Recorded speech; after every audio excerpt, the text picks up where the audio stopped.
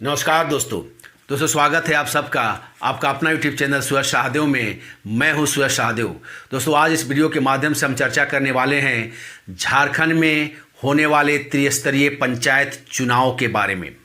जी हाँ, झारखंड में पंचायत चुनाव 2015 में हुआ था और उसके बाद 7 जनवरी 2021 को उस पंचायत चुनाव का कार्यकाल जो है वो 7 जनवरी को पूरा हो गया था और नियमतः 7 जनवरी 8 जनवरी तक यहाँ किसी भी हाल में पंचायत चुनाव करा लिया जाना चाहिए था। लेकिन राज्य के महागठबंधन सरकार या हेमंत सोरेन की नेतृत्व में चल रही सरकार ने उस वक्त यहाँ चुनाव नहीं संपन्न करा पाई, जिसके कारण अभी एक प्रकार का डर ये है कि 15वें वित्त आयोग से जो राशि पंचायतों को मिलती है खर्च करने के लिए, वो राशि से झारखंड पंचायतों को वंचित होना पड़ सकता है। इसको लेकर के भाजपा के प्रदेश अध्यक्ष दीपक प्रकाश जी ने भी झारखंड सरकार पर आरोप लगाया था और उन्होंने कहा था कि झारखंड में पंचायत चुनाव आवश्यक है, इसको समय करा लिया जाना चाहिए। लेकिन उन्होंने कहा कि झारखंड सरकार की मंशा ठीक नहीं है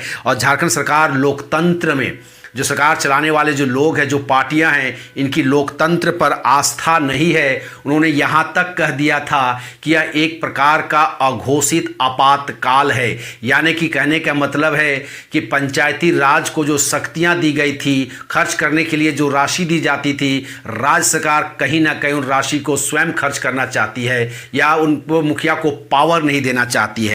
लेकिन वही सत्ता पक्ष का कहना था कि मई जून में झारखंड में पंचायती राज का चुनाव, त्रिस्तरीय चुनाव करा लिया जाएगा और उनको अधिकार दे दिया जाएगा। लेकिन कोरोना फैलने के कारण वो नहीं किया जा सका और अब उसी जगह पर 7 जनवरी के बाद, ताकि किसी प्रकार के पंचायतों में या गांव की सरकार को चलाने में किसी प्रकार को कोई क्षति ना हो या नुकसान ना हो या काम में किसी प्रकार को कोई बाधा ना आए, इसके लिए राज्य सरकार ने एक जो निर्वाचित मुखिया थे उन्हीं के प्रतिनिधित्व, उन्हीं के नेतृत्व में एक कार्यकारिणी समिति का गठन किया था और उसी के माध्यम से गांव की सरकार चल रही थी। लेकिन उसी कार्यकारिणी समिति का जो कार्यकाल था वो 6 माह का, वो जून में पूरा होने जा रहा है और जुलाई में हर हाल में चुनाव कराया जाना ज़रूरी हो गया है। और अगर जुलाई में यह चुनाव नहीं कराया जाता है दोस्तों, तो राज्य सरकार को 15वें वित्त आयोग से राशि का आवंटन नहीं किया जाएगा, उसे वंचित होना पड़ सकता है। चूंकि पंचायती राज चुनाव या पंचायत चुनाव या किसी प्रकार के चुनाव को कराने के लिए काफ़ी तैयारी की ज़रूरत पड़ती है दोस्तों, चाहे तो वो परिसीमन की बात हो या वोटर लिस्ट में कुछ चेंज करना हो, पुनरीक्षण हो, उसका मामला हो, बूथ का मामला होता है, वोटर लिस्ट का मामला होता है, ये तमाम तैयारी करनी पड़ती है। उसके बाद ही चुनाव कराया जाना पड़ सकता है। हालांकि अब ये चुनाव यहाँ पर नहीं कराया जा सकता है और राज्य सरकार का कहना है कि राज्य में पंचायत का चुनाव नवंबर-दिसंबर तक करा लिया जाएगा। लेकिन फिर यहाँ एक तकनीकी समस्या ये आती है दोस्तों कि अगर राज्य में जुलाई तक चुनाव नहीं कराया जाएगा तो जो कार्यकारिणी समिति का गठन किया गया है, यह कार्यकारिणी अपने आप भंग हो जाएगी, इसे दोबारा समय विस्तार नहीं दिया जा सकता है। वहीं ग्रामीण विकास मंत्री आलमगीर आलम जी ने कहा है कि इस पर सरकार विचार कर रही है और देखा जा रहा है कि इसका दूसरा ऑप्शन क्या है, क्या इसकी समाधान है, क्या अध्यादेश लाकर इस पर किसी प्रकार का सुधार किया जा सकता है, इसकी भी चर्चा की जा रही है। सरकार इसके लिए मंथन कर रही है। दोस्तों अगर हम बात करें झारखंड में, तो कुल टोटल जो त्रिस्तरीय जो चुनाव होता है उसमें झारखंड में कुल टोटल 32,660 गांव आते हैं जिसमें झारखंड में हैं। वहीं 54,330 पंचायत सदस्यों का निर्वाचन होता है या चुना जाता है। अगर हम बात करें पंचायत मुखिया की तो 4,402 मुखिया चुने जाते हैं। अगर हम बात करें पंचायत समिति सदस्य की तो उसे 5,423 व्यक्तियों की या पंचायत समिति सदस्यों की चुनाव कराया जाता है या चुना जाता है।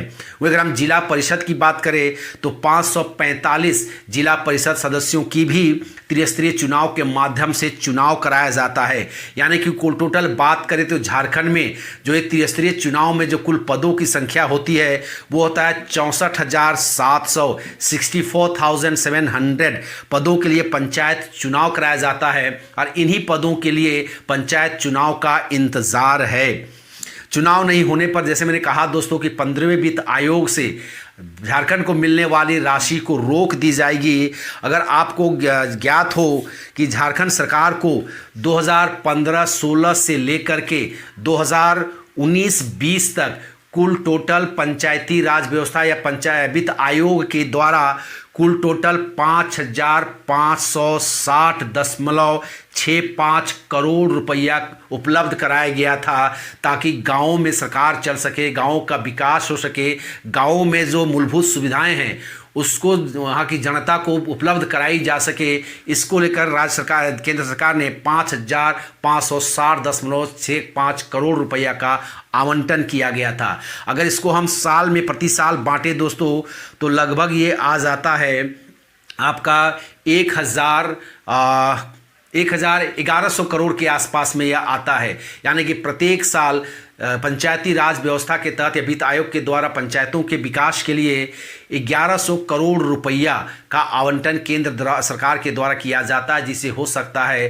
राज्य सरकार को या पंचायत, झारखंड पंचायत को 2021-22 से वंचित होना पड़ सकता है।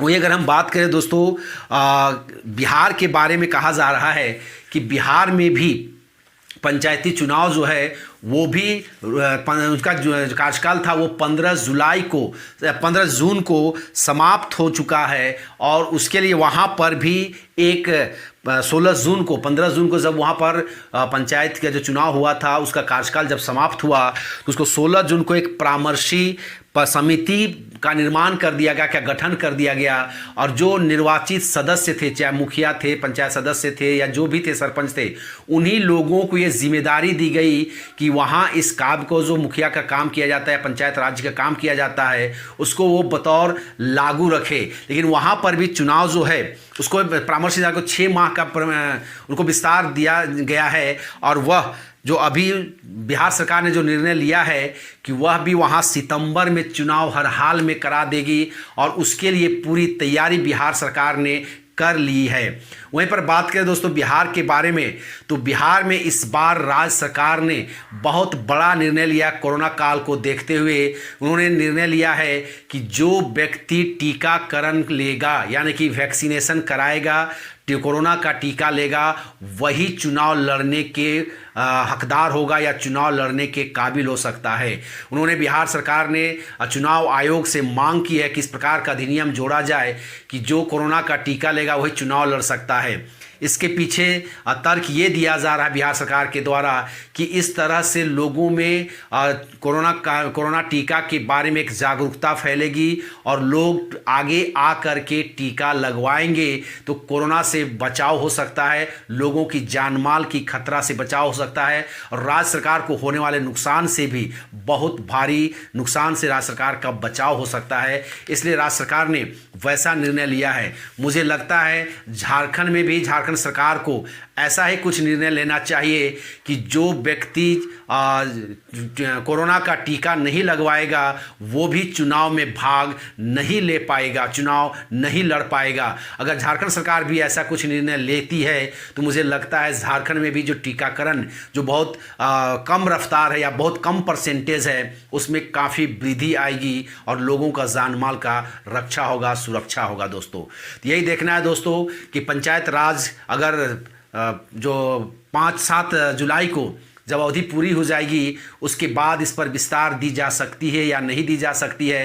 राज्य सरकार इसके लिए क्या व्यवस्था करेगी, क्या व्यवस्था नहीं करेगी, ये देखने लायक होगा और इस पर मेरी नज़र बनी हुई रहेगी। दोस्तों किसी भी प्रकार का इस पर कोई डेवलपमेंट होगा तो मैं उसका वीडियो लेकर आपके पास ज़रूर आऊँगा।